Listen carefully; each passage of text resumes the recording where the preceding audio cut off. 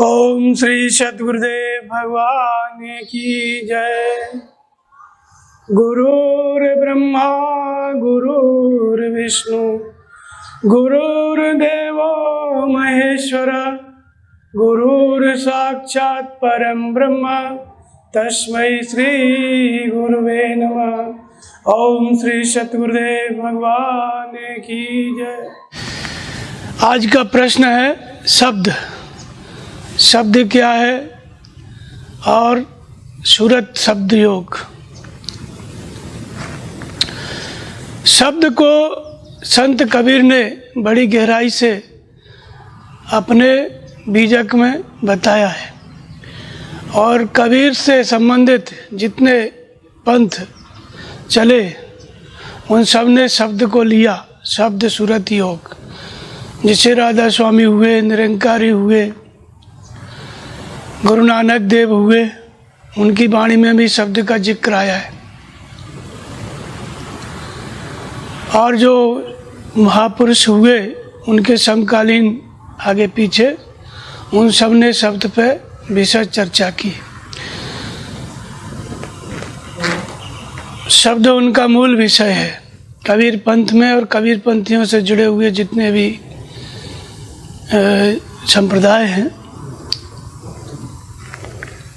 सतपंथ चलता है, उसमें भी बताते हैं शब्द को, सूरत शब्द योग को।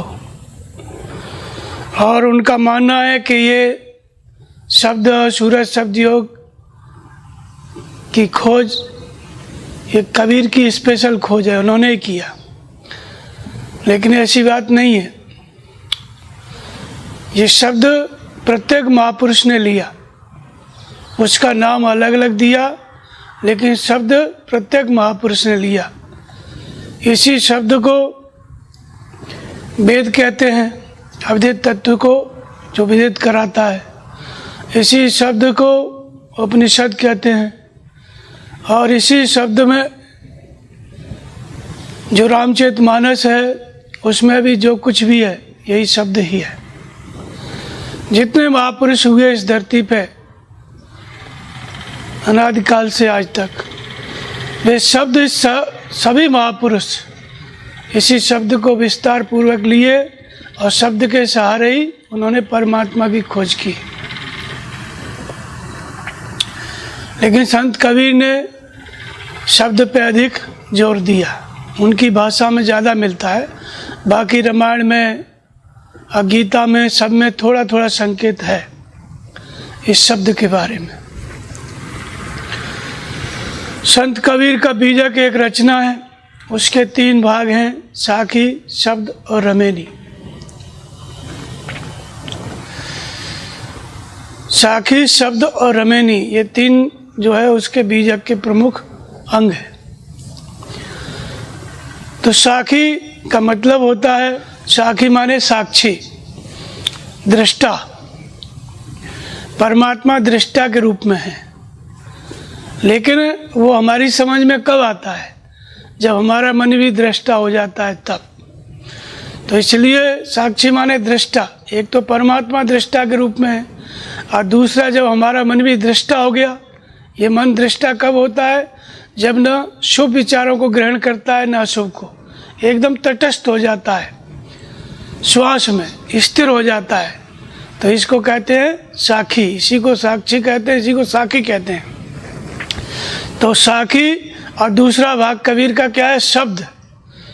तो जब साक्षी हो जाता है, मन स्थिर हो जाता है, तब फिर उस स्थिर मन के अंतराल से शब्द उदय होता है, शब्द का उदय होता है। स माने परमात्मा और बद माने बोलना, उस परमात्मा का बोलना। शब्द क्या है? परमात्मा की आवाज़, परमात्मा का बोलना।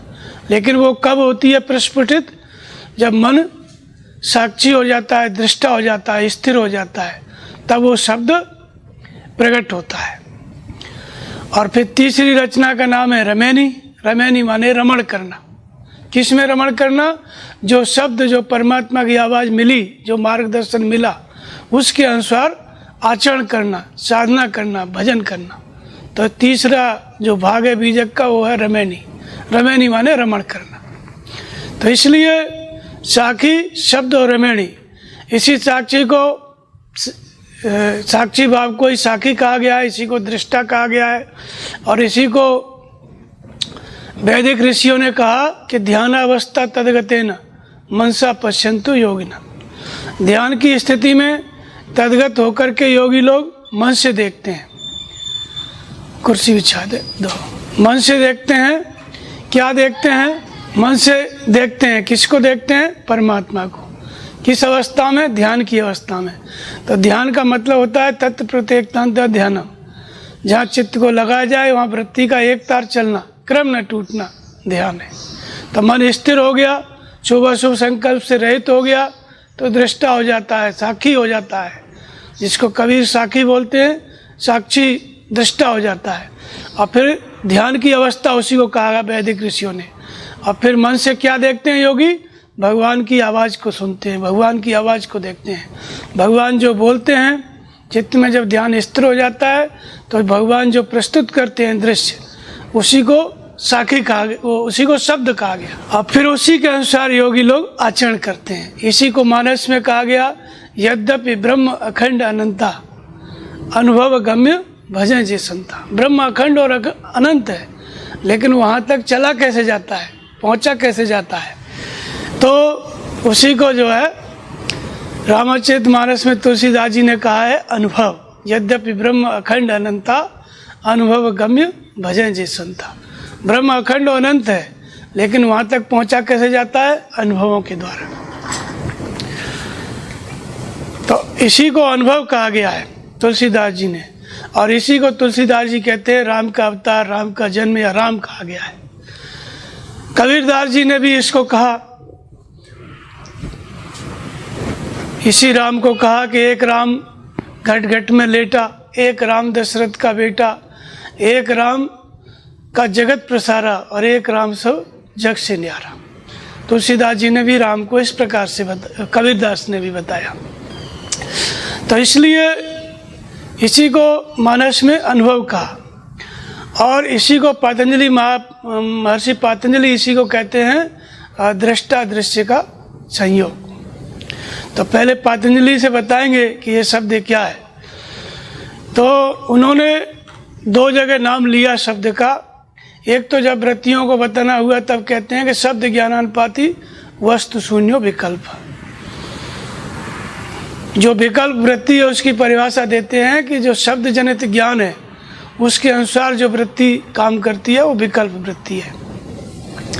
और एक समाधि की जब बात आती है तो बताते हैं कि तत्र शब्दार्थ ज्ञान विकल्पे संकीर्ण सवितर्क समापत्ति। सवितर्क समाधि को बताते हैं कि शब्द अर्थ और ज्ञान इनसे जो मिली जुली अवस्था है वो संप्रज्ञात समाधि है। अर्थात शब्द का मतलब भगवान का बोलना। शब्द मिले और फिर उसको समझो, उसके अर्थ को, और समझ करके उसकी जानकारी प्राप्त करो, तो भगवान के मार्गदर्शन को शब्द कहा। और इसी को उन्होंने दृश्य संयोग कहा। तो शब्द मिले, उसको समझो, उसका अर्थ क्या है, और फिर जो ज्ञान प्राप्त हो, क्या सही है क्या गलत है, जो विवेक मिले उसके अनुसार चलो। तो इसी को इन्होंने दृष्टा दृश्य संयोग कहा। दृष्टा दृश्य संयोग का स्वरूप बताते हैं कि हेयम दुखम अनागतम। जो दुख अभी आया नहीं है लेकिन आने वाला है, उसको नष्ट किया जा सकता है। कैसे नष्ट किया जा सकता है? वो दुख तभी नष्ट हो सकता है जब आपको दिखाई दे। तो कहते हैं जब दृष्टा दृश्य संयोग है हेतु, दृष्टा और दृश्य का संयोग हो जाए जिस व्यक्ति के साधक के अंदर, तो अब अपने आने वाले दुख को नष्ट कर सकता है। तो दृष्टा दृश्य के संयोग के होने से और दुख के नष्ट करने से क्या मतलब है?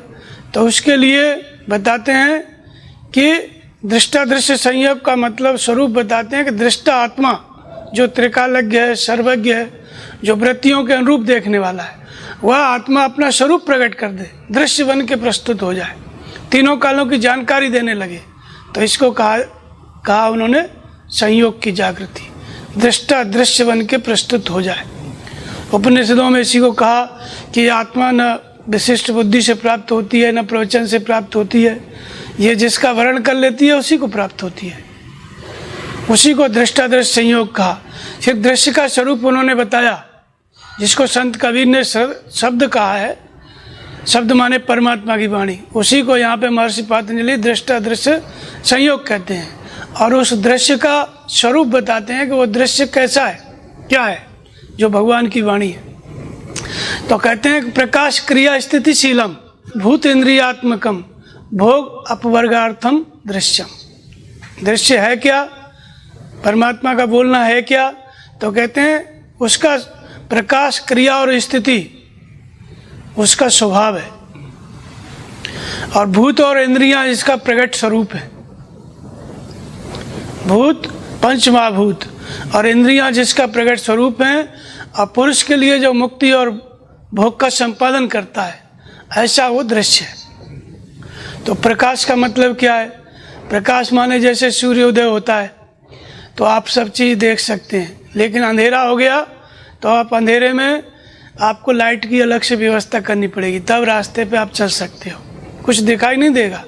तो प्रकाश का मतलब है वह परमात्मा जब जागृत होता है, वह शब्द जब जागृत होता है, वह दृश्य जब जागृत होता है, दृष्टा जब दृश्य बन के प्रस्तुत होता है तो प्रकाश देता है। प्रकाश का मतलब ज्ञान देता है। ज्ञान का मतलब ये सही है, ये गलत है, ये बात भगवान बताएंगे। जैसे आत्मा त्रिकालज्ञ है, लेकिन हम तो त्रिकालज्ञ नहीं है, तो हम जो साधक है, भक्त है, वो नहीं जानता है कि आने वाले समय में क्या घटना घटेगी। तो भगवान उसको जानते हैं, आत्मा उसको जानती है। तो दृश्य बन के प्रस्तुत होने का मतलब है कि जो दुख आने वाला है, जो संस्कार आने वाला है, उसको आने से पहले आत्मा आपको बता दे, तो उसको कहते हैं प्रकाश। इसी को ब्रह्मा की सृष्टि कहा गया, इसी को ब्रह्मा भी कहा गया, प्रकाश को सृष्टि की रचना करते हैं। और इसी को गीता में कहा गया है उपदृष्टा अनुमंता।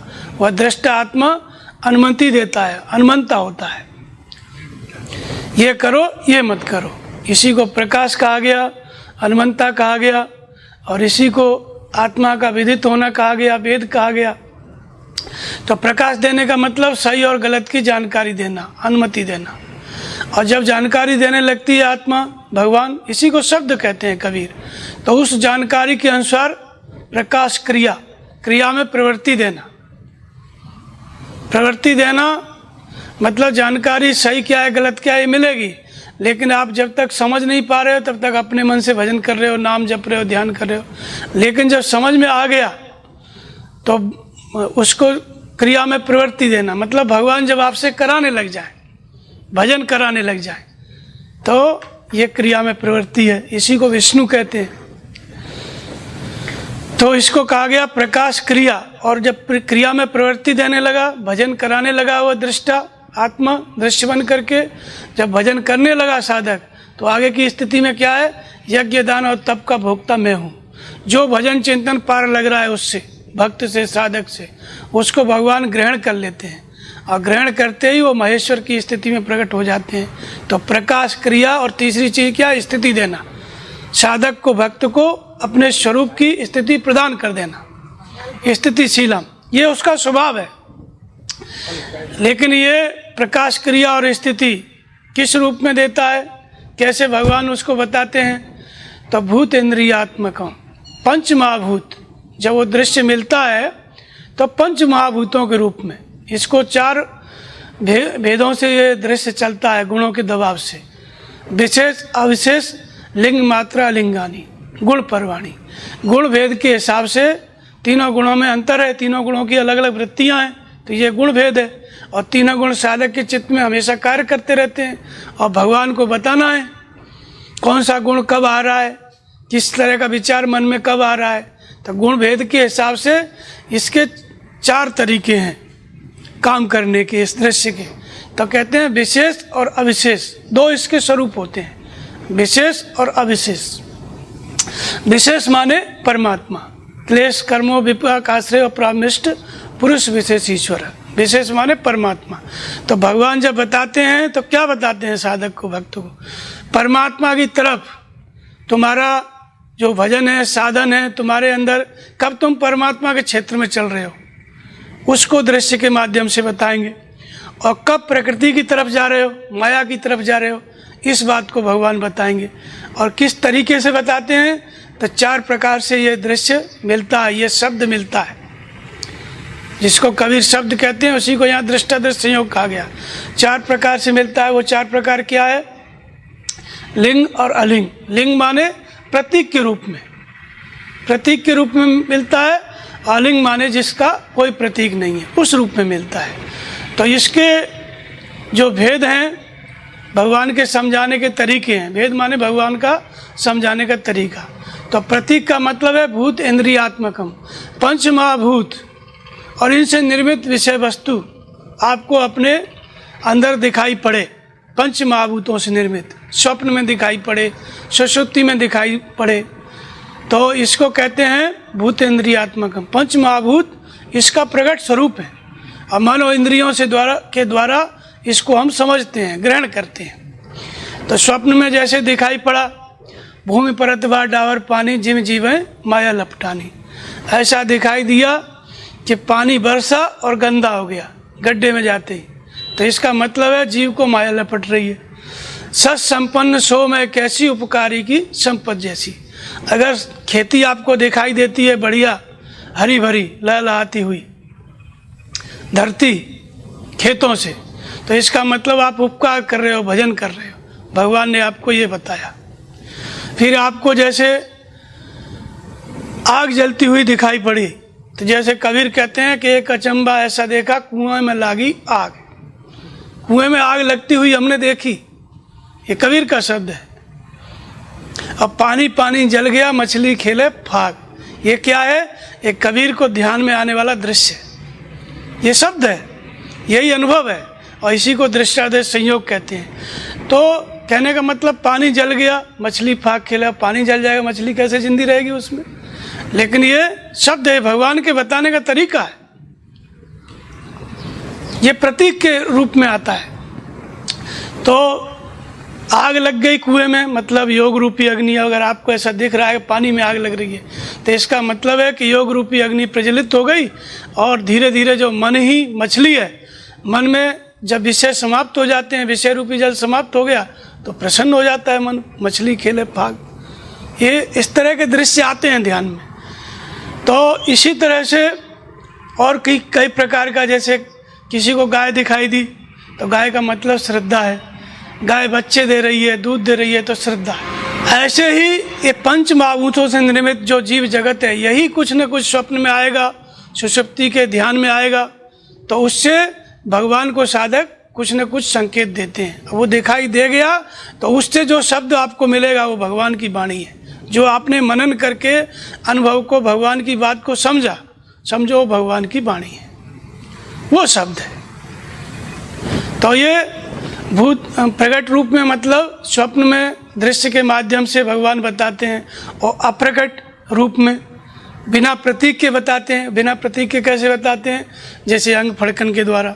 अब अंग फड़कन में कोई दृश्य नहीं है, राइट और लेफ्ट पूरा शरीर के अंग फड़कने लगते हैं, तो अंग फड़कने लगते हैं, तो ये कोई दृश्य नहीं है, लेकिन प्रतीक है। लेकिन संकेत मिलता रहता है, और जो भक्त है, साधक है, वो जानता रहता है। तो ये अलिंग, अलिंग माने जो प्रतीक के रूप में नहीं है। तो ये अंग फड़कन, और दूसरा आकाशवाणी। आकाशवाणी भी क्या है? अलिंग के रूप में है, कोई प्रतीक नहीं होता है। तो ये भगवान के बताने का तरीका है, इसी को संत कबीर शब्द कहते हैं। अब हम बताते हैं आपको कि ये शब्द की जागृति कैसे होती है। शब्द की जागृति कैसे होती है? तो ये प्रत्येक महापुरुष बिना इस शब्द के आगे बढ़ ही नहीं सकता। शब्द दूर गए उतरे पार, ये जो शब्द है कबीर का, कबीर कहते हैं कि शब्द शब्द सब कोई कहे, वो तो शब्द विधेय और जिब्बिया पर आवे नहीं, निरख परख कर ले। शब्द शब्द सब कोई कहते हैं, कबीर पंथी भी कहते हैं सार शब्द, सार शब्द। क्या है सार शब्द? वो जीभ पे आता ही नहीं है, लेकिन वो बता नहीं पाते हैं कि जीभ पे नहीं आता है, ये है क्या? जिब्बिया पर आवे नहीं और निरख परख कर लो, उसका निरीक्षण किया जाता है, उसको परखा जाता है। शब्द बिना श्रुति आंधरी कहो कहाँ लो जाए, और द्वार न पावे शब्द का फिर भटका खाए। शब्द के बिना कैसी है सूरत? सूरत माने मन की दृष्टि, भजन में लगा रहा है साधक लेकिन अंधी। जब कोई शब्द भगवान बता ही नहीं रहे, शब्द माने भगवान का बोलना,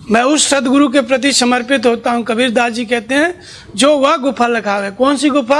जहाँ से शब्द रिले होता है, जहाँ से शब्द की जागृति होती है, उस महापुरुष के प्रति मैं समर्पित होता हूँ जिसके द्वारा भगवान जागृत होकर के बोलने लगते हैं। तो भगवान का जागृत होकर के बोलने लगना, ये क्या? ये शब्द है। तो वो गुफा कहाँ पर है? वो सदगुरु के पास है। तो इस तरह से प्रत्येक महापुरुष इसी शब्द के सहारे ही भजन किया है। हमारे दादा गुरु थे परमहंस महाराज जी। परमहंस महाराज जी जब अपने गुरु महाराज की शरण में आए तो 3-4 महीने बाद, 4.5 महीने बाद उनके अंदर ये जागृति हुई, शब्द की जागृति हुई।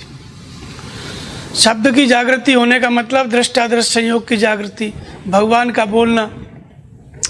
और ऐसे ही अपने दादा गुरु के पास जब पूज्य स्वामी जी आए तो 3.5 महीने बाद उनके अंदर इस शब्द की जागृति हुई।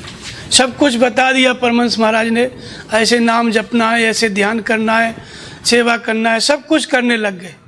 लेकिन जब 2-2.5 महीने बीता, 2.5 महीने 3 महीने बाद फिर परमहंस महाराज जी से स्वामी जी बोले एक दिन कि 2-2 इंची पे पूरे शरीर फड़क रहा है। हर 2-2 इंची पे उनके शरीर में फड़कन चालू हो गई और उसी के अनुसार स्वप्न में दृश्य भी आने लगे। तो स्वामी जी को लगा कि कोई बीमारी हो गई, तो अपने गुरु महाराज से बताए कि देखो गुरु महाराज ऐसा ऐसा हो रहा है, पूरे शरीर में 2-2 इंची पे फड़कन चालू हो रही है, 2-2 इंची पे शरीर फड़क रहा है, लेफ्ट और राइट, दायां और बायां।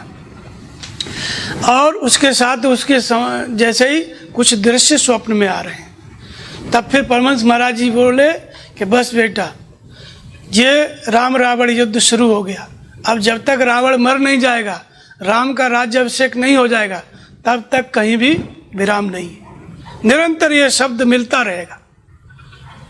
इसी को भजन की जागृति कहा परमहंस महाराज जी ने, भजन की जागृति। उनके पास आते थे बड़े बड़े विद्वान लोग, वाइस चांसलर, दर्शन शास्त्र के प्रोफेसर, ज्ञाता, सब आए परमहंस महाराज जी के पास बैठे, अपनी बात बताएं कि हम लोग थीसिस जो लिखते हैं लड़के, उनकी हम कॉपी जांचते हैं, हम ही उनको सर्टिफिकेट देते हैं। और दर्शन शास्त्र पे जो लिखते हैं उनकी किताबों को हम राइट देते हैं, अथॉरिटी देते हैं कि हाँ सही है। तो ऐसे सब बताएं, वो प्रोफेसर, वाइस चांसलर। और बहुत देर तक अपना कुछ न कुछ गुनगुनाए, फिर परमहंस महाराज कुछ बोलवा ही ना करें, और कुछ देर बाद वो चुप हो जाए, फिर बोले महाराज जी हम लोग कुछ सुनने आए हैं, सुनाने नहीं आए। तब परमहंस महाराज कहें कि भाई सब बात सब कोई जानता है, 2-2 पैसे में वेदांत बिकता है। केवल भजन ही एक ऐसी वस्तु है जो न कहने में आती है, न किसी शास्त्र में लिखी हुई है, न बोलने में आती है, और न कोई और तरीके से उसको बता सकता है। केवल किसी अनुरागी साधु की, साधक के हृदय में और किसी तत्वदर्शी महापुरुष के द्वारा वो जागृत हो जाता है भजन। इसी भजन की जागृति को संत कबीर ने शब्द कहा है, शब्द की जागृति कहा है, सार शब्द की जागृति कहा है। तो भजन की जागृति को, शब्द की जागृति को 3 महीने के बाद स्वामी जी के अंदर हुई, ऐसे ही 3-4 महीने बाद धरकुंडी महाराज के अंदर हुई, और ऐसे ही स्वामी जी के सानिध्य में जितने साधक हैं, भक्त हैं, भजन करते हैं, चाहे वो घर में हैं, चाहे वो आश्रम में हैं, सबके अंदर इस शब्द की जागृति है। कोट शब्द विहंगम बाजे तूरा, ये एक ऐसा बाजा है ये शब्द कि जब एक बार जागृत हो गया तो वो चलता ही रहता है, बजता ही रहता है, वो कभी विराम नहीं है। जब तक आप भगवान को नहीं पालोगे तब तक भगवान बताते ही रहेंगे।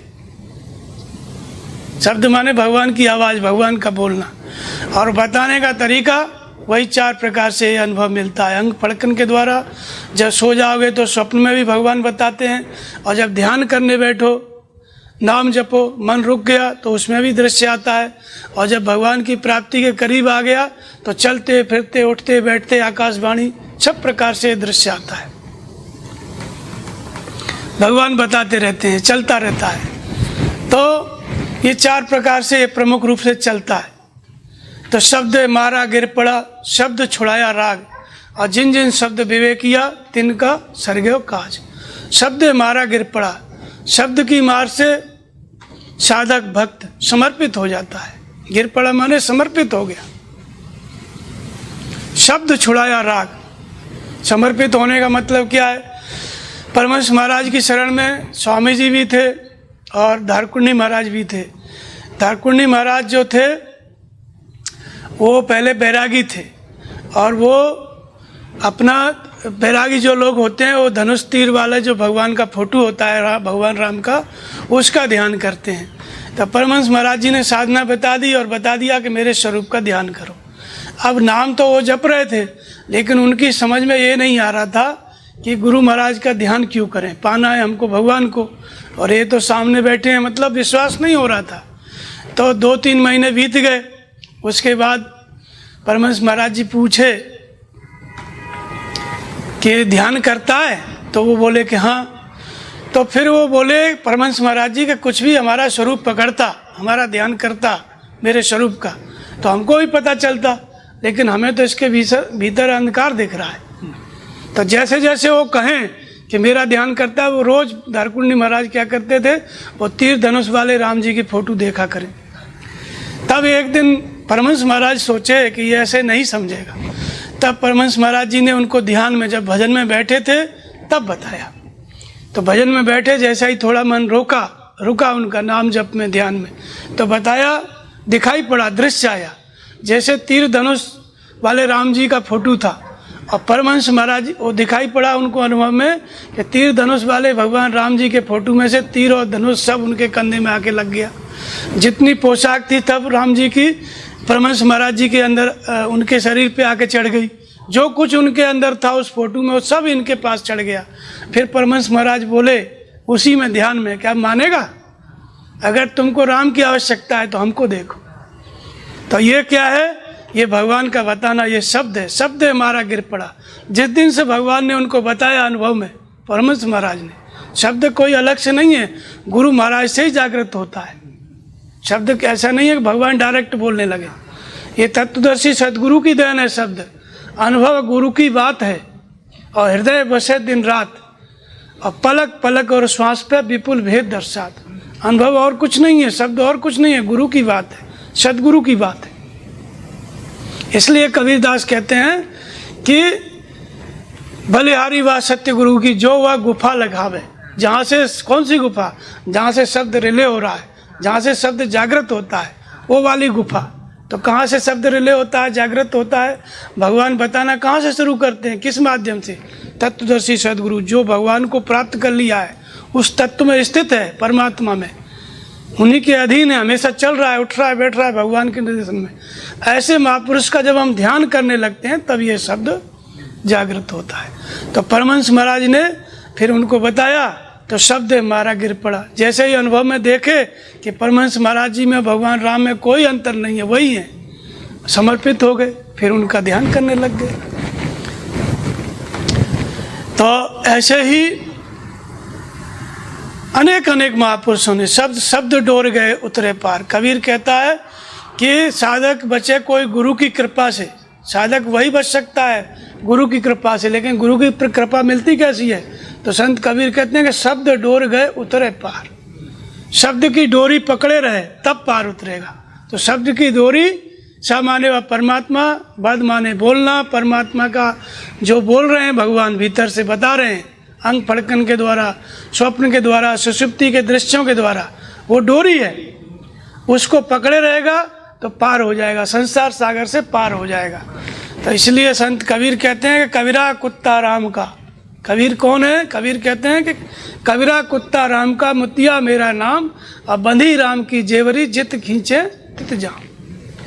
कबीर कौन है? राम का कुत्ता है। कुत्ता बाहर वाला नहीं, कर्मी कुत्ता जो नियत कर्म में, नाम जप में, ध्यान में लगा है। ये ध्यान करना, नाम जपना, ये नियत कर्म, ये क्या है? कुत्ता है। कुत्ता कैसा होता है? मान अपमान से रहित।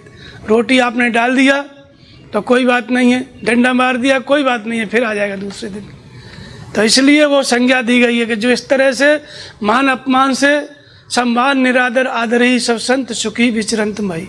मान अपमान से रहित होकर के जो विचरण करता है वो साधक कुत्ते की तरह है, मान अपमान से रहित। तो कबीरदास कहते हैं कबीरा कुत्ता राम का, कुत्ते की तरह मान अपमान से रहित होकर के कबीर राम का कुत्ता बन गए। उस तरह की स्थिति आ गई। और फिर ऐसी स्थिति में क्या होता है? वो किसके अधीन रहता है? तो बंधी राम की जेवरी, वो राम की रस्सी से बंधे हुए हैं। जित खींचे तित जाऊं, जिधर राम खींचते हैं उधर जाएंगे। तो राम का मतलब ये नहीं है कहीं बाहर, राम का मतलब है, कबीर कहते हैं कि एक राम घट घट में लेटा, एक राम दशरथ का बेटा, एक राम का सकल प्रसारा और एक राम सब जग से राम। ऐसा लगता है 4 राम कबीर ने बताए। कबीर पंथी ऐसे ही बोला करते हैं कि 4 राम बताए कबीर ने, हैं तुलसीदास जी ने एक ही राम बताए। तो राम 4 नहीं होते हैं, घट घट में लेटा। व्यापक एक ब्रह्म अविनाशी, मानस में तुलसीदास जी भी इसी बात को कहते हैं। व्यापक एक ब्रह्म अविनाशी, सत चेतन घन आनंद राशि, अष्टप्रभु हृदय अक्षत अविकारी, सकल जीव जगत दीन दुखारी। ऐसा परमात्मा कहाँ है? सबके हृदय में। फिर भी हम लोग दुखी हैं। परमात्मा सर्वज्ञ है और हम अपना हाथ ज्योतिषी से दिखाते हैं। सकल जीव जगत दीन दुखारी, दीन और दुखी है। ये हृदय का राम कैसे प्रकट होता है?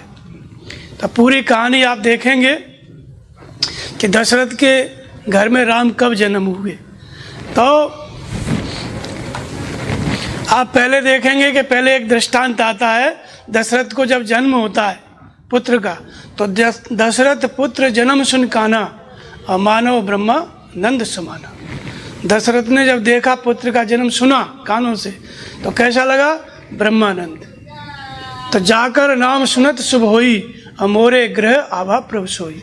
जिसका नाम सुनते ही, नाम लेते ही शुभ होता है, वो परमात्मा मेरे घर अवतरित हो गए। लेकिन ये अवतरित कैसे हुआ? सबसे पहले आप देखेंगे कि दशरथ जा रहे थे जंगल में शिकार करने, तो श्रवण कुमार थे। श्रवण कुमार के माता पिता थे, वो अपना कामर में ले जाके तीर्थ करा रहे थे उनको। और दशरथ ने जो है शब्दवेदी बाण मारा, शब्दवेदी बाण मारा तो वो श्रवण कुमार की मृत्यु हो गई। फिर उन्होंने श्राप दिया, पुत्र वियोग में हम मर रहे हैं, तुम भी मरोगे। अब चौथापन आ गया, दशरथ को पुत्री नहीं तो वियोग कहाँ से होगा? तब राम का जन्म होगा। तो सबसे पहले हम देखेंगे कि श्रवण कुमार और इनके माता पिता अंधे थे। तो श्रवण कुमार का मतलब होता है जो हम सुन लेते हैं वो ज्ञान। श्रवण कुमार क्या है? जो सुना सुनाया ज्ञान है। अब कोई भागवत सुन रहा है, कोई कथा सुन रहा है, कोई कुछ सुन रहा है, सुन करके कुछ न कुछ देवी देवता पूजा पाठ कर रहा है, तो वो क्या है? वो अंधा ज्ञान है, वो अंधी भक्ति है। उसके माता पिता अंधे थे। जो कानों से सुन करके हम भक्ति करते हैं, वो हमारी भक्ति क्या है? अंधी है, वो ज्ञान भी अंधा है। तो उनसे हमारा उद्धार कल्याण नहीं हो सकता है। लेकिन फिर दशरथ से श्रवण कुमार का वध हुआ। तो यहाँ पे मारने का मतलब ये नहीं है कि उनको मारा। श्रवणी जो ज्ञान था वो समाप्त हो गया। लेकिन वो कैसे समाप्त होता है? तो 10 इंद्रियों की निरोध में वृत्ति ही दशरथ है। जब 10 इंद्रियों का हम निरोध करने लगते हैं, संयमित हो जाती है इंद्रियां, तो ध्यान ही धनुष है, परावाणी बाण है। तो परावाणी, इसी को अनहद कहा गया है, परावाणी को। तो जब ध्यान करते करते परावाणी की स्थिति आई, ध्यान लगा, जैसे ही ध्यान लगा वैसे ही जो सुना सुनाया ज्ञान है और भक्ति है वो समाप्त हो जाता है। फिर दशरथ के जो लड़के हुए वो कौन थे? वो राम थे। और राम सर्वज्ञ हैं, उनको सब कुछ दिखाई देता है। बिन पद चले सुने बिन काना, कर बिन कर्म करे विधनाना, आनंद रहित सकल रस भोगी, तन बिन परस नयन बिन देखा। उनको बिना नेत्रों के सब दिखता है। तो इसलिए ये जो शब्द भेदी बाण, ऐसा बाण जो शब्द को भेज जाए। तो 10 इंद्रियों का निरोध जब हम करते हैं, ये विधि हमको कहाँ से मिलती है? दशरथ के यहाँ जब राम का जन्म हुआ तो कैसे हुआ? वो वशिष्ठ के पास गए और वशिष्ठ ऋषि ने श्रृंगी ऋषि के द्वारा यज्ञ कराया। जब यज्ञ कराया तब भगवान राम का जन्म हुआ। तो एक राम घट घट में लेटा, एक राम दशरथ का बेटा, यही शब्द है। इसी को राम कहा गया है। इसी को यद्यपि ब्रह्म अखंड अनंता और अनुभव गम्य भजन जय संता, इसी को राम कहा गया, इसी को अनुभव रूपी राम कहा गया। तो भगवान अनुभव देने लगे। लेकिन ये कब प्रकट होते हैं? तो ज्ञान रूपी वशिष्ठ, जो सद्गुरु हैं, जिनके वश में इष्ट है, उनके प्रति जब हम समर्पित होते हैं तो उनके द्वारा हमको साधना की विधि मिलती है। कौन सी विधि मिलती है? श्वास का यज्ञ शृंगी ऋषि है, यज्ञ नाम जप यज्ञ अस्मि, नाम का जप रूपी यज्ञ मैं हूँ। तो नाम का जप 4 प्रकार से होता है, बैखरी मध्यमा पश्चंती परा, पहले बोल करके फिर धीरे धीरे फिर श्वास प्रश्वास के द्वारा। तो ये जो श्वास प्रश्वास का यज्ञ है यही श्रृंगी ऋषि का यज्ञ है। तो नाम निरूपण नाम जतन से सो प्रगटत जिम मूल रतन से, अष्टप्रभु हृदय अक्षत अभिकारी, सबके हृदय में वो परमात्मा है लेकिन प्रसुप्त है। उसी को कबीर कहते हैं सब घट मेरा साइया सुनी सहजन कोय, सब घट में मेरा परमात्मा है। और उसी को कबीर कहते हैं कि एक राम घट घट में लेटा और एक राम दशरथ का बेटा, तो अलग अलग नहीं है। घट घट में जो लेटा है, जो हृदय में सबके हृदय में है, वह परमात्मा कैसे प्रकट होता है? तो नाम निरूपण नाम जतन से सो प्रकटत मूल रतन से। उसी को संत कबीर शब्द कहते हैं। तो पहले उस शब्द की जागृति के लिए परमात्मा का नाम, इसी को सार नाम कहा है कबीर ने, सार नाम कहा है, सतनाम कहा है। तो पहले नाम जपा जाता है। तो नाम जप, ओम का जप, ओम माने वह परमात्मा, अहम माने आप स्वयं जो आपके हृदय में है, प्रत्येक व्यक्ति के हृदय में। रमनते योगनो यस्मिन् स राम, जो सबके हृदय में रमण करता है उसका नाम राम है। जिसको ओम कहते हैं उसी को राम कहते हैं, अलग अलग नहीं है। तो ये पहले वो राम, वो ओम, वो परमात्मा कैसे प्रकट हो, पहले नाम का जप किया जाता है। तो बैखरी से, मध्यमा से, फिर पश्चंती से। पश्चिम माने देखना, किसको देखना? श्वास को देखना। श्वास अंदर गई तो ओम, बाहर आई तो ओम, या राम जपते हो तो अंदर गई राम, बाहर आई राम। तो जब श्वास में नाम जप होने लगे तब दशों इंद्रियों की निरोधमयी वृत्ति दशरथ है, और तब जिसका हम नाम जप रहे हैं वह परमात्मा हमारे ही हृदय में वो प्रकट होने लगता है। तो जब प्रकट हो जाता है तो किस रूप में प्रकट होता है? अनुभव गम्य। अनु माने अतीत, भव माने संसार, संसार से अतीत करा देने वाली जागृति के रूप में। और वो जागृति क्या है? जिस स्तर पर हम खड़े हैं, चाहे घर में है चाहे वन में, हमारी प्रार्थना ऐसी हो, हमारा नाम का जप ऐसा हो, इस स्तर का हो कि वह परमात्मा जिसका हम नाम जप रहे हैं वो प्रकट हो जाए और मार्गदर्शन करने लगे। उसके मार्गदर्शन करने की जो जागृति है, जो शक्ति है, उसी का नाम अनुभव है। इसी को अनुभव रूपी राम कहा गया, इसी को अवतार कहा गया। संत कबीर ने इसी जागृति को शब्द कहा है। महर्षि पतंजलि इसी को दृष्टा दृश्य संयोग की जागृति कहते हैं। इसी को अविदित तत्व का विदित होना वेद कहा गया। इसलिए राम का जन्म हुआ तो वशिष्ठ क्या कहते हैं? वेद तत्व नृप तब सुतचारी। ये चारों तुम्हारे पुत्र कौन है? ये पुत्र नहीं है, ये अविदित तत्व, अविदित परमात्मा है। उस अविदित तत्व को विदित करने वाली जागृति है। ये चारों तत्व वेद तत्व है, मतलब अविदित तत्व को विदित कराने वाली शक्ति है। इसी को कबीर शब्द कहते हैं, इसी को अनुभव कहते हैं, इसी को राम कहा है तुलसीदास जी ने। तो प्रकट हो गया। कब प्रकट हुआ? दसों इंद्रियों का निरोधमयी वृत्ति दशरथ है। दशरथ ने दसों इंद्रियों का संयम किया, और किसके द्वारा? ज्ञान के द्वारा, सदगुरु के मार्गदर्शन के द्वारा। ज्ञान रूपी वशिष्ठ हुआ ज्ञान जो इष्ट को बस में करता है, उस ज्ञान के द्वारा। और क्या है वो ज्ञान? श्वास प्रश्वास का जप ही श्रृंगी ऋषि है।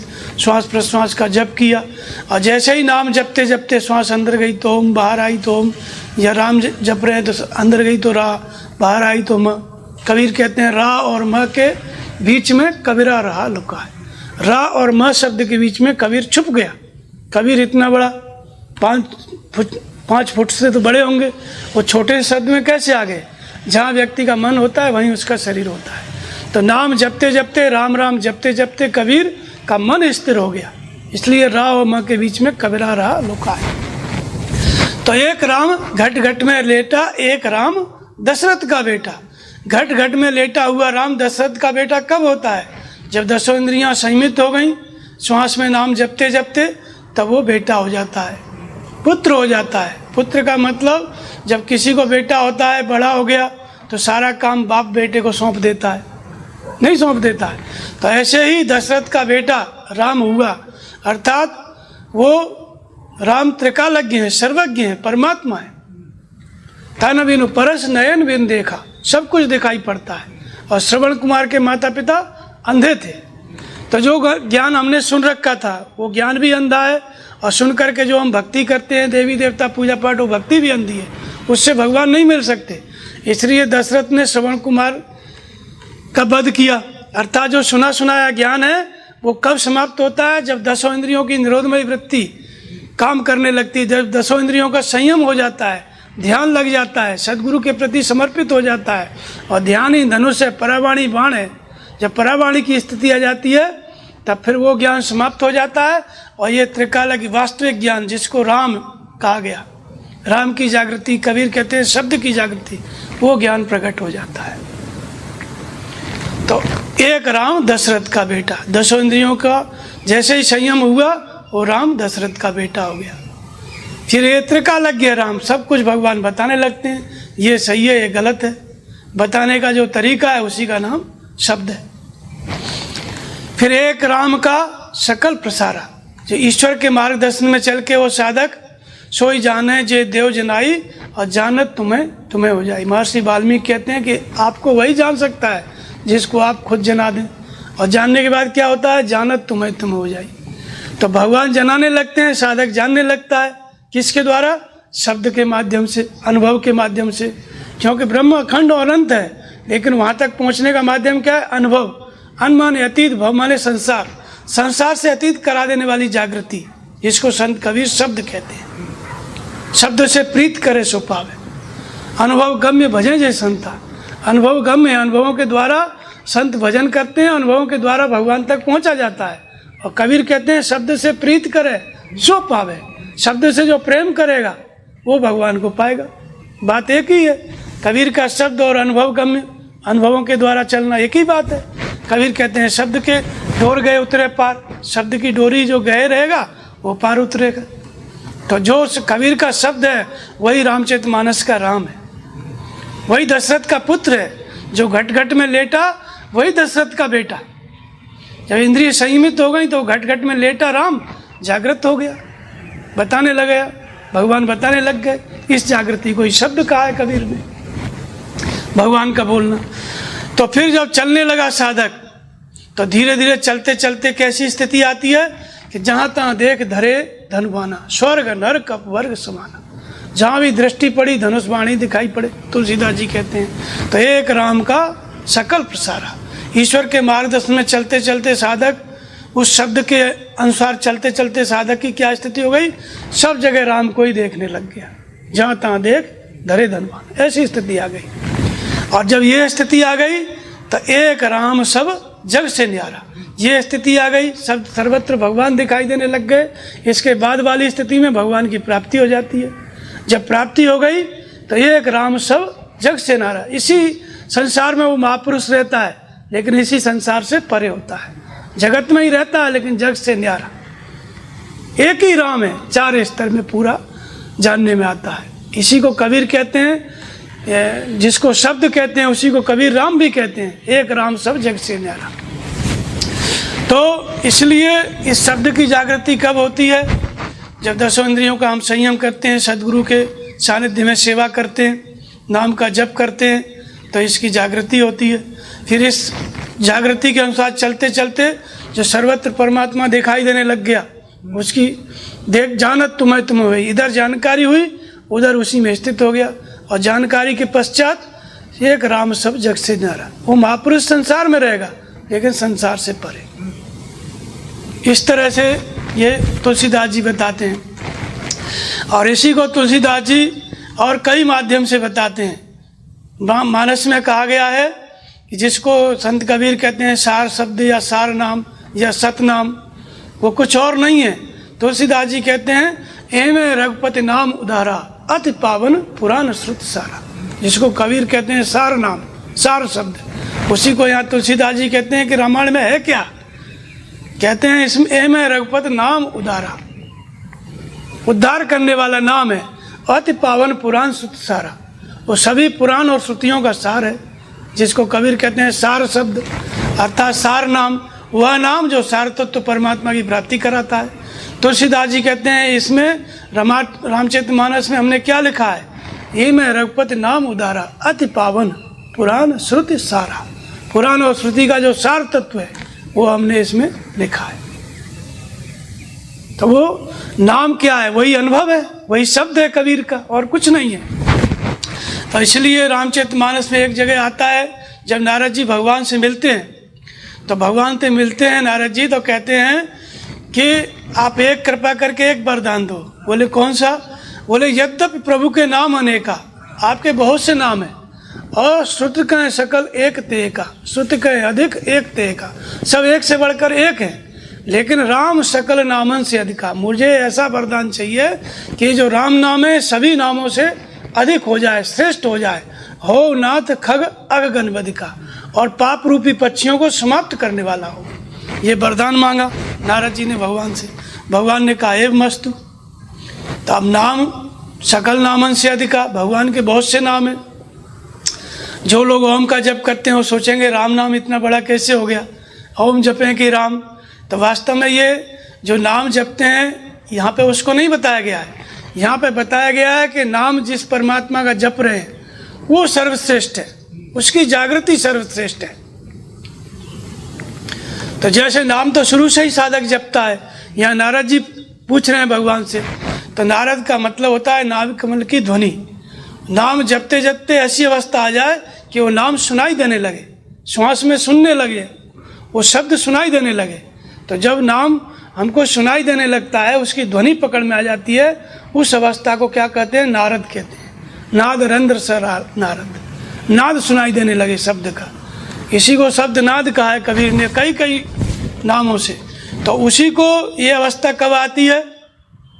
जैसे नाम जपा बेखरी से, मध्यमा से, पश्चंती से, जब परावाणी की पकड़ आने लगती है तो श्वास में जो नाम है वो पकड़ में आ जाता है। श्वास अंदर गई तो ओम, बाहर आई तो ओम, उसी को राम जपते हैं तो श्वास अंदर गई तो राम, बाहर आई तो राम, दूसरे विचार शांत हो गए।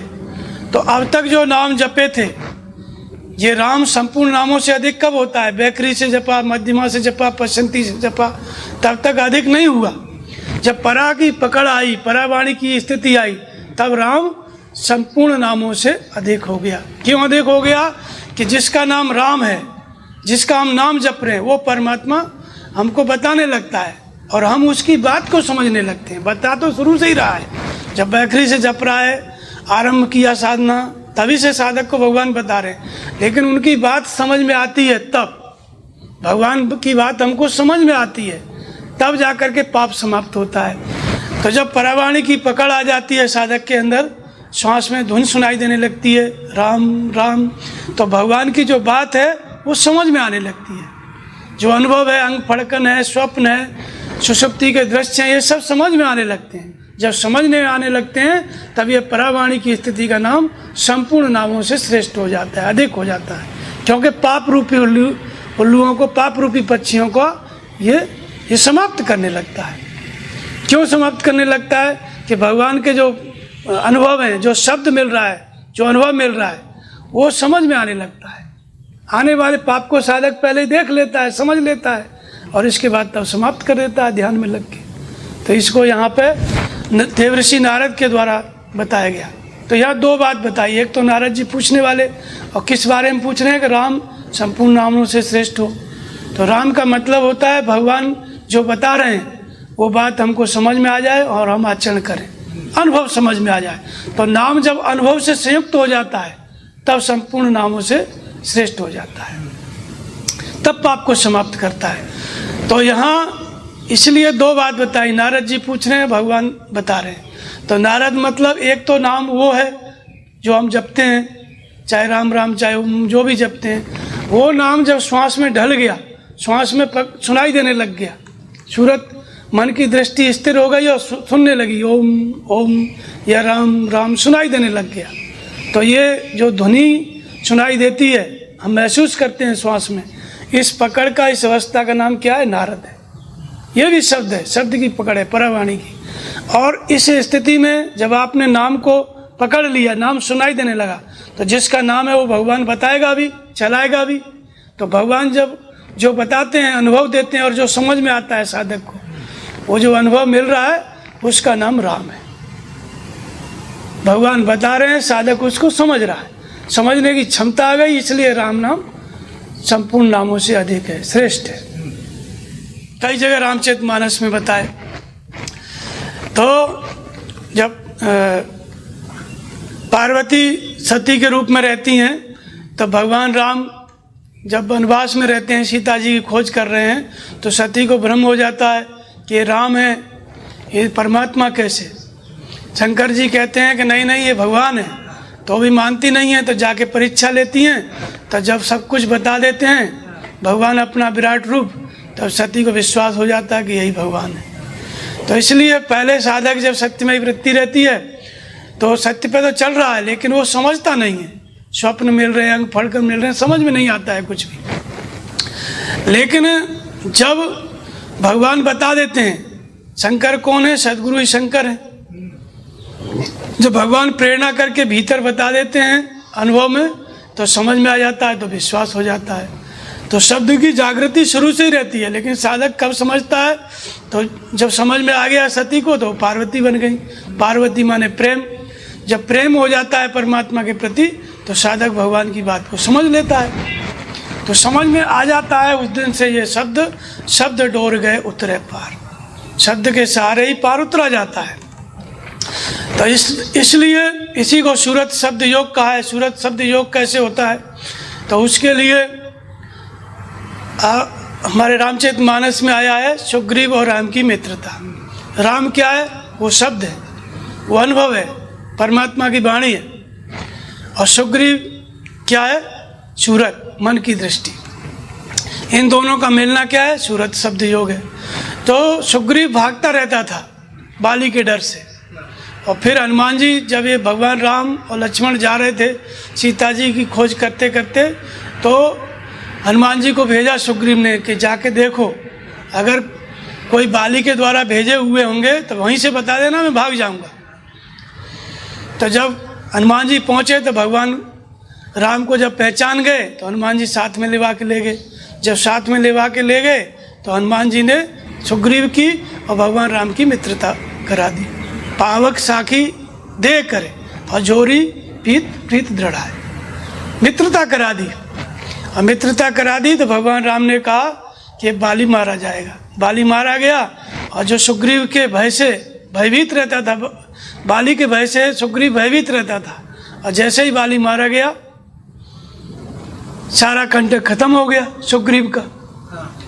तो ये क्या है, ये सूरत शब्द योग है। सूरत ही सुग्रीव है। सूरत भागती रहती है। शुरू से ही साधक सूरत लगाता है नाम जप में, ध्यान में, गुरु के चरणों में, लेकिन सूरत लगती नहीं है। सूरत माने मन की दृष्टि। मन की दृष्टि जो है, मन से ही हम भजन करते हैं। श्वास को देखते हैं, श्वास अंदर गई तो हम, बाहर आई तो हम। ये जो देखने वाली दृष्टि है, ये क्या है, सूरत है। और शब्द माने जो नाम जप रहे हैं, उसमें हम इसको लगा रहे हैं। और इसके साथ साथ जब नाम जपते हैं तो भगवान बताते हैं, उसमें भी हमको लगाना पड़ता है। वो जो भगवान बताते हैं वही राम है, वही अनुभव है, वही शब्द है, और उससे भी हमको जोड़ना है सूरत को। तो सूरत जब तक हम अपने मन से भजन करते रहते हैं, तब तक अपने मन से भजन करना बुद्धि ही वाली है। अपने बौद्धिक स्तर से जब तक हम भजन करते हैं, ये करेंगे ये नहीं करेंगे, हमारे मन की दृष्टि भागती रहती है, ये जुड़ नहीं पाती है भजन में, स्थिर नहीं हो पाती है। लेकिन जब बाली मारा गया, जब अपना बल समाप्त हो गया साधक का, जब बौद्धिक स्तर से भजन करने वाली जो वृत्ति थी, ये करेंगे ये नहीं करेंगे, इतना त्याग करेंगे, इतना ये खाएंगे ये नहीं खाएंगे, ऐसे अपने मन से करता रहता था, वो वृत्ति जब शांत हो गई तो सूरत ही सुग्रीव है। सूरत स्थिर हो जाती है, लग जाती है। किस में जुड़ जाती है, परमात्मा की वाणी में। तो परमात्मा की वाणी क्या, एक तो नाम का जप है, नाम जप रहा है साधक, नाम जपते जपते मन स्थिर हो गया, सूरत स्थिर हो गई नाम जप में। श्वास अंदर गई तो राम, बाहर आई तो राम, तो मित्रता हो गई। और इसके साथ साथ जो जिसका नाम जप रहे हैं वो भगवान हमको बताते हैं, अंग फड़कन के द्वारा, स्वप्न में बताएंगे, ध्यान में बताएंगे। तो उन दृश्यों को भी साधक पकड़ने लगता है, समझने लगता है, उनसे भी जुड़ जाता है। जो कुछ भगवान बता रहे हैं उनको समझने लगता है, तभी तो अपने बुद्धि से जो चलने की वृत्ति है उसको त्याग पाता है। अगर भगवान बताते हैं, भगवान का बताना, उस पर भी साधक चलता है और अपने मन से भी चलता है। जो अपने मन से, अपनी बुद्धि से चल रहा है वो बाली है, अपनी बुद्धि से भजन कर रहा है वो बाली है। लेकिन अपनी बुद्धि से जब चलता है तो वो झूठा हो जाता है, वो सही नहीं हो पाता। और जब भगवान के बल से चलता है, भगवान जैसा बताते हैं, निर्देशन देते हैं, वैसे चलता है तो वो सही हो जाता है।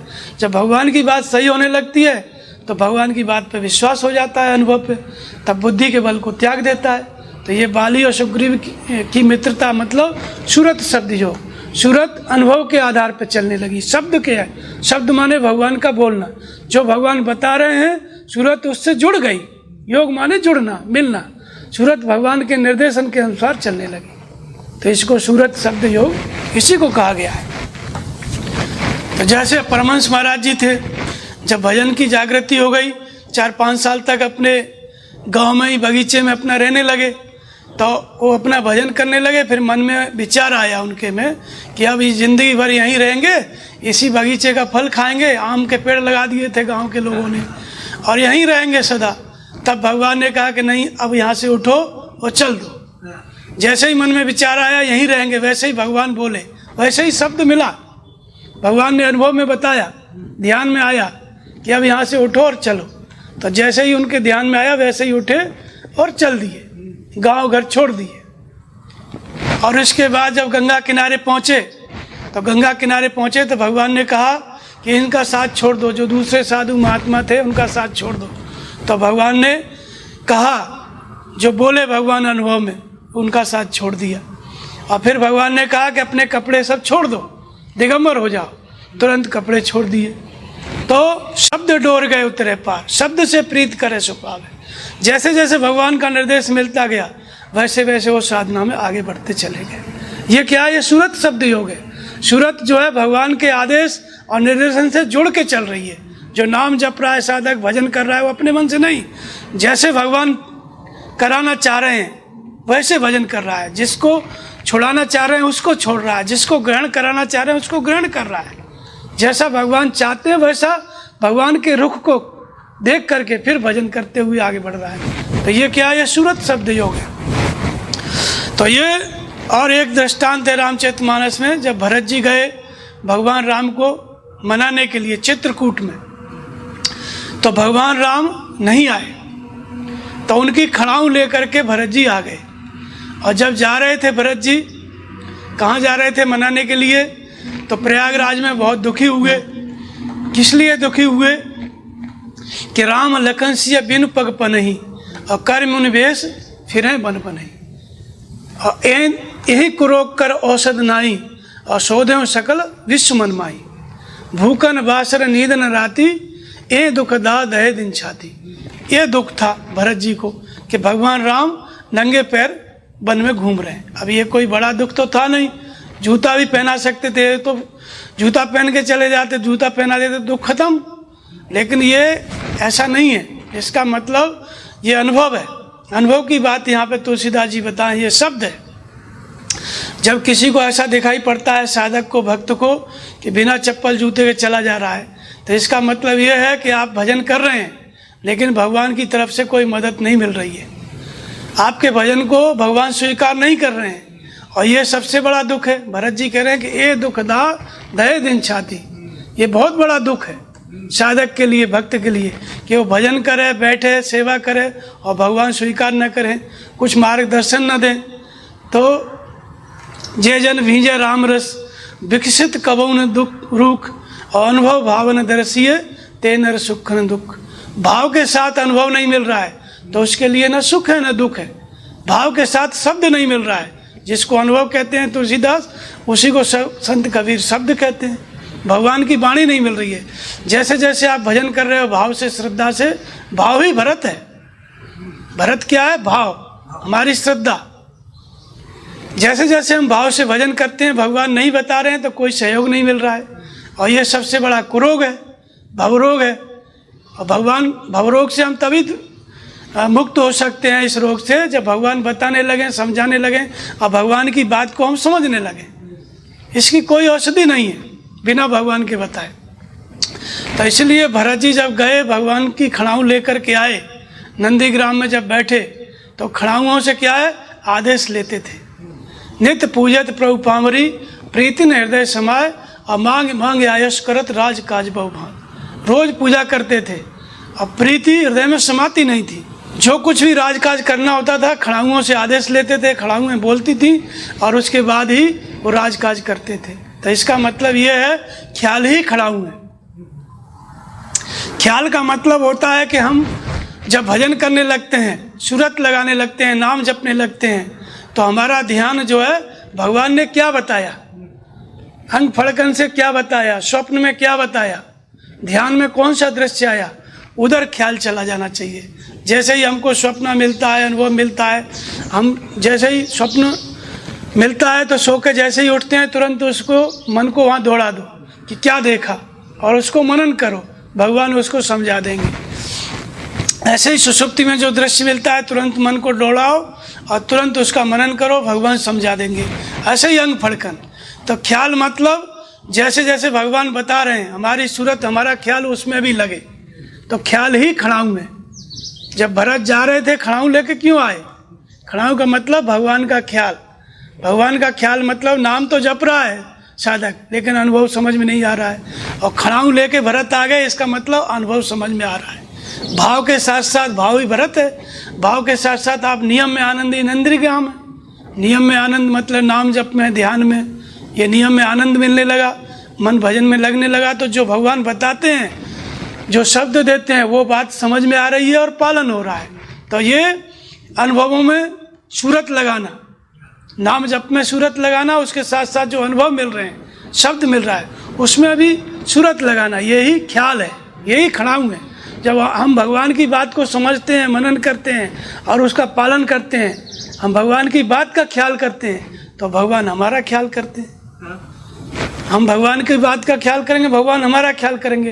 तो यो यथा माम प्रपद्यन्ते तांस तथैव भजाम्यहम्। जो मुझको जैसे जैसे भजता है मैं भी उसको भजता हूँ। तो भगवान के भजने का मतलब है कि भगवान आपकी सहायता करते हैं, योगक्षेम करते हैं, अनुभवों के द्वारा, शब्द के द्वारा, मार्गदर्शन के द्वारा भगवान योगक्षेम करते हैं। ये भगवान का भजना है। और हमारा भजना मतलब हम नाम जपते हैं, सूरत स्थिर करते हैं, नाम जप में लगाते हैं, और जो भगवान शब्द दे रहे हैं, जो अनुभव मिल रहा है, उसको भी हम समझते हैं, मनन करते हैं, उसका पालन करते हैं। ये हमारा भजन है। तो इसलिए ये ख्याल जो है मतलब अनुभवों को समझना, उसका पालन करना, यही खड़ाऊँ है भगवान राम की। और इसी में जब जो भजन करता है साधक, इसी तरह से भगवान के ख्याल में हमेशा निमग्न रहता है। तो इस तरह से इसी को सूरत शब्द योग कहा गया है। सूरत लगाई भाव के साथ नाम जप में, और उसके बाद ख्याल कहाँ चला गया? जो भगवान ने बताया उसको मनन किया, समझा अनुभव को, और फिर नाम जप में सूरत लगाई। इसको क्या कहते हैं? सूरत शब्द योग। भाव के साथ सूरत लगाते चलना, भगवान की बात पे ख्याल करना, मनन करना, और फिर सूरत लगाना। ये क्या है? सूरत शब्द योग है। तो गीता में इसी सूरत शब्द योग को एक ही श्लोक में बता दिए। स्पर्शान कृत्वा बहिर्भयांश चक्षुष चैवांतरवे भ्रुवो अप्राणापान समायुक्ता नासाभ्यंतर चारणो। ये क्या? ये सूरत शब्द योग है। ये ऐसी बात नहीं है कि सूरत शब्द योग कबीरदास जी ने खोजा। कबीरदास जी ने कहाँ से खोजा? पहले से सब था। गीता में लिखा है सूरत शब्द योग। तो यहाँ इस श्लोक में भगवान कृष्ण कहते हैं कि प्राण और अपान की गति को सम करो। पहले कहा कि स्पर्शन कृत्वा बहिर्भयांश, स्पर्श करता है। कौन करता है? इंद्रियां करती हैं। देखना आँख का स्पर्श है, सुनना कान का स्पर्श है, चखना जीभ का स्पर्श है, स्पर्श त्वचा का स्पर्श है। ये पांचों ज्ञानेंद्रियां स्पर्श करती हैं। तो पहले जब हम नाम जपते हैं बैखरी से, जीभ से जपते हैं धीरे धीरे, फिर मध्यमा से जपते हैं, फिर यहाँ क्या है? पश्चंती वाले जाप की बात ये बता रहे हैं। तो नासाभ्यंतर चारणो, नासिका के अंदर विचरण करने वाला जो प्राण है, जो श्वास अंदर जाती है उसको हम प्राण कहते हैं, और जो बाहर आती है उसको अपान कहते हैं। तो इस श्वास को हम कैसे देखते हैं? जैसे नाम जपेंगे तो जीभ से जपेंगे, कंठ से जपेंगे, लेकिन जब श्वास से नाम जपना होगा तो जीभ से कंठ से नहीं जप सकते। श्वास को देखना पड़ता है। कैसे देखना पड़ता है? सूरत से, मन की दृष्टि से। सूरत का मतलब है कि आप यहाँ बैठे हुए हो, घर में कोई बोल दे कान में आके कि चोरी हो गई, तो आपकी सारी दृष्टि वहाँ चली जाएगी। जो सामान घर पे रखे थे वो यहाँ दिखाई देने लगेगा, हमारी बात नहीं सुनाई देगी। इस दृष्टि का नाम सूरत है। तो ये जो सूरत है, इसी सूरत से जब हम श्वास को देखने लगते हैं, जो श्वास अंदर जाती है उसको प्राण कहते हैं, बाहर आती है उसको अपान कहते हैं। तो श्वास अंदर गई, किस रास्ते से जाती है? नासिका के अग्रभाग से प्रवेश करती है, नासिका के अंदर मेरुदंड के साथ नाभि तक आती है, फिर वापस आ जाती है। तो सूरत को इस श्वास में लगाओ, श्वास अंदर गई तो देखो इसको अंदर कितनी रुकी, और बाहर आई तो देखो अपान को देखो, जो बाहर आती है उसको अपान है। तो प्राण अपान को देखो और फिर सूरत को सम कर दो। नासाभ्यंतर चा प्राण अपान समायुक्ता। सूरत सम कब होती है? जब बाहर के विषयों का हम त्याग कर देते हैं। मन से इंद्रियां जो बाहर विषयोन्मुखी हैं, जब ये संयमित हो जाती हैं और संयमित होकर के मन के साथ इस श्वास को देखने लगती हैं, जब इंद्रियां अपने विषयों का त्याग कर देती हैं तब ये श्वास पकड़ में आ जाती है। तो श्वास अंदर गई तो ओम, बाहर आई तो ओम। सूरत जो है इस शब्द को सुनने लग गई, अंदर गई तो ओम, बाहर आई तो ओम। ये सूरत किसको सुन रही है? इस नाम को, इस शब्द को सुन रही है। और इसके साथ साथ क्या सुन रही है? जैसे ही मन स्थिर हुआ श्वास में, वैसे ही भगवान कुछ न कुछ बताने लगते हैं। जो दृश्य आता है सुषुप्ति में, उसको भी सूरत सुन रही है, उससे भी सूरत जुड़ी हुई है। अंग फड़कन हो रही है, उससे भी सूरत जुड़ी हुई है। तो इसलिए क्या है? सूरत शब्द योग है। सूरत जुड़ी, किससे जुड़ी? पहले नाम से जुड़ी, योग माने जोड़ना। और जब नाम में स्थिर हो गई तो भगवान ने जो बताया, जो अनुभव मिला, जो स्वप्न मिला, जो सुषुप्ति में दृश्य मिला, जो अंग फड़कन हो रही है उस समय ध्यान के समय, उससे भी सूरत जुड़ी और जुड़ करके चलने लगी। किधर चलने लगी? परमात्मा की ओर। तो ये क्या है? सूरत शब्द योग है। ये गीता में भी बताया है, रामायण में बताया है, गीता में बताया है। तो इसलिए ये सूरत शब्द योग ऐसा नहीं कि संत कबीर की खोज है, इसके पहले भी वेद में, उपनिषद में, सब जगह ये नाम जप पाया है। नाम जप में सूरत स्थिर हो गई, जुड़ गई, सूरत शब्द हो गया, योग हो गया। और जिसका नाम जप रही है सूरत परमात्मा का, वो बताने लगा तो इसको शब्द कहते हैं, इसको भी शब्द कहते हैं। नाम का जप भी शब्द है, और नाम जिसका जप रहे हैं, जब वो बोलने लगा भगवान, वो भी भगवान की वाणी भी शब्द है, उससे भी सूरत जुड़ने लगी। मैंने सूरत से हम समझने लगे कि भगवान ने क्या बताया। तो ये सूरत शब्द योग योग हो गया, और फिर चलने लगे, भजन में लग गए।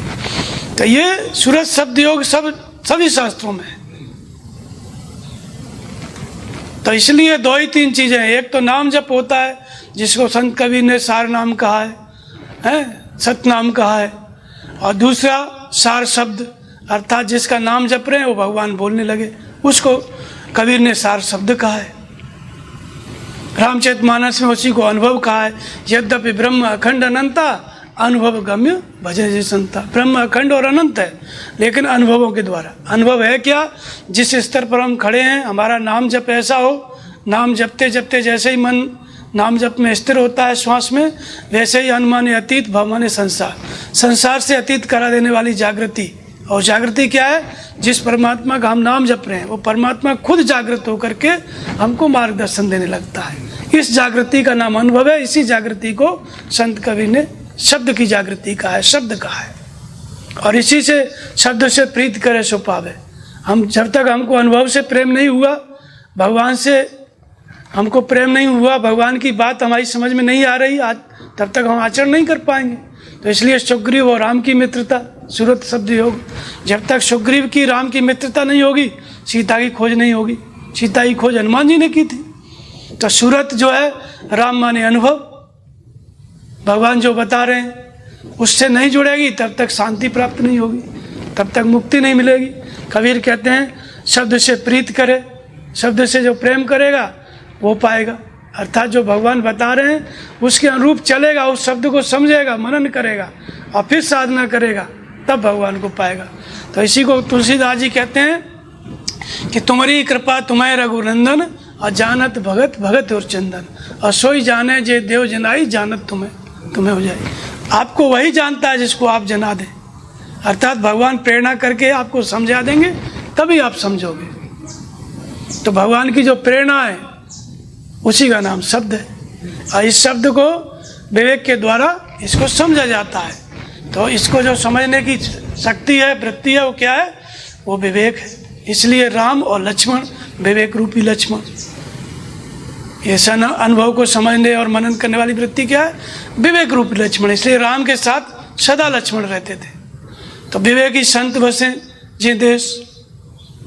विवेक के द्वारा इसको समझा जाता है शब्द को। तो इसलिए पूरा रामचरितमानस में जो लिखा है सब शब्द की महिमा है, शब्द ही लिखा हुआ है। कबीर बीजक में जो कुछ लिखा है सब शब्द की महिमा, शब्द ही लिखा हुआ है। वेदों में जो कुछ है सब शब्द है, गीता में, सब जगह, उपनिषदों में, जितने भी दर्शन शास्त्र हैं, सब जगह जो भी संकेत है भगवान की तरफ चलने का वो सब शब्द है। लेकिन ये बाहर का शब्द जो लिखा है शास्त्रों में वो कब समझ में आएगा? जब भीतर से परमात्मा का शब्द जागृत हो जाए, परमात्मा की वाणी जागृत हो जाए, परमात्मा बोलने लगे। और वो परमात्मा कब जागृत होता है? वो तत्वदर्शी सदगुरु के द्वारा। वो जागृति किससे मिलती है? संतो भक्ति सदगुरु आनी, सदगुरु के द्वारा कबीर कहते हैं। सदगुरु ला के दे देते हैं। भक्ति की जागृति, शब्द की जागृति सदगुरु से। और सदगुरु कब मिलते हैं? संत विशुद्ध मिले परते ही राम कृपा, जब भगवान की कृपा होती है। भगवान की कृपा कब होगी? जब हृदय स्थित ईश्वर में, उस परमात्मा में हमारी श्रद्धा स्थिर हो, हम नाम का जप करने लगें, तो हृदय से भगवान प्रेरणा करके जो विशुद्ध संत हैं, जो सदगुरु हैं, जो शब्द के अनुसार चल करके शब्द को प्राप्त हो गए हैं, शब्द के अनुसार चल करके परमात्मा को प्राप्त कर लिए हैं, शब्द के मूल स्रोत को, वो सदगुरु कब मिलते हैं? जब नाम जपते हैं हृदय स्थित ईश्वर में श्रद्धा स्थिर करके, तो सदगुरु मिलते हैं। उन्हीं को वशिष्ठ कहा गया है। और जब सदगुरु के प्रति हम समर्पित हो जाते हैं तब उस शब्द की जागृति होती है, तब वो भगवान बोलने लगते हैं, जागृत होकर के बताने लगते हैं। भगवान बताने लगे, बोलने लगे, इसी को कहते हैं शब्द। इसी को विद्या की जागृति कहा गया, इसी को वेद कहा गया। अनेक अनेक प्रकार से इसका नाम दिया गया है। तो इसी को विद्या की जागृति कहा गया, इसी को पराविद्या की जागृति कहा गया, पराविद्या कहा गया, शब्द कहा गया। भगवान कृष्ण इसको कहते हैं कि जो भक्त मेरे प्रति समर्पित है, अनन्याश्चित्तो माम ये जना परिपास्ते तेसा नित्य अभियुक्ता नाम योगक्षेमम भाम्यम, मैं उसका योगक्षेम करने लगता हूँ। और तेसाम सतत युक्ता नाम भजताम प्रीतिपूर्वकम, जो प्रीतिपूर्वक मेरा भजन करते हैं, तो ददाम बुद्धि योगम ये तम ये न माम उपयांतते, मैं उनको बुद्धि योग प्रदान करता हूँ और उस बुद्धि योग के द्वारा वो मुझे जानते हैं। मैं बुद्धि योग प्रदान करता हूँ, उस बुद्धि योग के द्वारा वो मुझे जानते हैं। बुद्धि योग माने योग में प्रवेश करने वाली बुद्धि, अर्थात भगवान से मिलने वाली जो बुद्धि है, जो वो भगवान ही देते हैं। वो कैसे देते हैं? कि मैं खड़ा हो जाता हूँ, तेसा में बा अनुकंपार्थ, मैं आत्मा से अभिन्न होकर के खड़ा हो जाता हूँ। अर्थात आत्मा से अभिन्न होकर के खड़ा होना, अर्थात भगवान जागृत होकर के मार्गदर्शन करने लगते हैं। तेसा में बा अनुकंपार्थ अहम अज्ञान जमतम, और खड़ा होकर के मैं करता क्या हूँ? उसके अज्ञान को दूर करता हूँ। किसके द्वारा? ज्ञान दीपेन भास्वता, ज्ञान के प्रकाश से। तो कौन से ज्ञान के प्रकाश से आप अज्ञान को दूर करते हैं? तो अध्यात्म ज्ञान तत्व तत्व ज्ञानार्थ दर्शन एतज ज्ञान मृति प्रोक्तम अज्ञानम ये तो अन्यथा। आत्मा के अधिपत्य में निरंतर चलना ये ज्ञान है, और चलते चलते परमात्मा को प्रत्यक्ष जान लेना ये ज्ञान की पराकाष्ठा है। तो अर्थात भगवान जब आत्मा से अभिन्न होकर के खड़े हो जाते हैं, मार्गदर्शन करते हैं, उसको क्या कहा भगवान कृष्ण ने? अध्यात्म ज्ञान, आत्मा के अधिपत्य में निरंतर चलना। तो आत्मा चलाएगी तो आत्मा त्रिकालज्ञ, लेकिन हम त्रिकालज्ञ नहीं है। तो आत्मा के अधिपत्य में चलना मतलब आत्मा तीनों कालों की जानकारी दे, भगवान हमें तीनों कालों की जानकारी दें। इसी को ज्ञान का प्रकाश, ज्ञान दीपेन भास्वता, मैं ज्ञान का प्रकाश देता हूँ, तीनों कालों की जानकारी देता हूँ। और चलने वाला साधक भक्त भजन करता है, उस जानकारी को, तीनों कालों की जानकारी को अपनी सूरत के द्वारा, मन के द्वारा समझता है और फिर चलता है। ये भी सूरत शब्द योग है। भगवान चलाते हैं, हम चलते हैं। इसको शब्द कहा, अध्यात्म ज्ञान कहा है गीता में। भगवान कहते हैं ज्ञान दीपेन भास्वता, योग में प्रवेश वाली बुद्धि मैं देता हूँ। कैसे देते हैं? कि आत्मा से अभिन्न होकर के मार्गदर्शन करने लगता हूँ और साधक उस मार्गदर्शन में चलने लगता है। तो जैसे जैसे भगवान बताएंगे वैसे वैसे हमको योग में प्रवेश मिलता जाएगा। योग माने मिलन, किससे? परमात्मा से। वैसे वैसे हम परमात्मा की तरफ चलते जाएंगे, परमात्मा में मिलते जाएंगे। तो एक ज्ञान दीपेन, ज्ञान का प्रकाश देते हैं, अध्यात्म ज्ञान का, आत्मा के अधिपत्य में निरंतर चलने वाला ज्ञान। और चल करके तत्व ज्ञानार्थ दर्शनम, जो तत्व है, जो परमात्मा है, जो मार्गदर्शन कर रहा है, उसको जान लेना ज्ञान की पराकाष्ठा है। कबीर कहते हैं जो वह गुफा लखावे, जहाँ से शब्द रिले हो रहा है उस गुफा को लखावे, उस सदगुरु के प्रति मैं समर्पित होता हूँ। तो ईश्वर के मार्गदर्शन में चल के ही ईश्वर को जाना जाता है। जो ईश्वर का मार्गदर्शन है वही शब्द है कबीर का, वही अनुभव है, वही भगवान कृष्ण कहते हैं अध्यात्म ज्ञान, उसी को कहते हैं ज्ञान दीपेन वासुता। ज्ञान का प्रकाश देता हूँ, योग में प्रवेश करने वाली बुद्धि देता हूँ, अज्ञान को दूर करता हूँ। इसको, इसी शब्द को भगवान कृष्ण इसमें गीता में ज्ञान दीपक कहते हैं, ज्ञान दीपेन कहते हैं, अध्यात्म ज्ञान कहते हैं, कई प्रकार का इसका नाम कहा है। तो ये शब्द है, और जब इस शब्द में सूरत लगने लगती है तो यही सूरत शब्द योग है।